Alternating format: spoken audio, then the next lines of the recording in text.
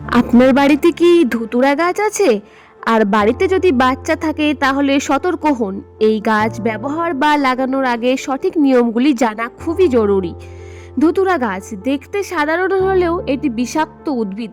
এর বৈজ্ঞানিক নাম হলো ধুতুরা স্ট্রামোনিয়াম এবং এটি সোলানাসি ফ্যামিলির অন্তর্ভুক্ত। এই গাছের মধ্যে অ্যাট্রোপিন, স্কোপোলামাইন এবং হায়োসায়ামাইনের মতো শক্তিশালী অ্যালকালয়েডস থাকে, যেগুলো এই গাছটিকে বিষাক্ত করে তোলে। কিছু ক্ষেত্রে এটি পোকামাকড় নিয়ন্ত্রণ বা ভেষজ কাজেও ব্যবহার করা হয়, কিন্তু শুধুমাত্র বিশেষজ্ঞের পরামর্শে। ভুলভাবে ব্যবহার করলে মাথা ঘোরা, বিভ্রান্তি, হ্যালুসিনেশন, হার্টবিট বেড়ে যাওয়া, এমনকি গুরুতর অবস্থাও হতে পারে। তাই আমি সবাইকে বলছি, ডাক্তারের পরামর্শ ছাড়া কখনোই ধুতুরা ব্যবহার করবেন না। বিশেষ করে বাচ্চাদের থেকে এই গাছ দূরে রাখুন। মনে রাখবেন, প্রাকৃতিক মানেই সব সময় নিরাপদ নয়।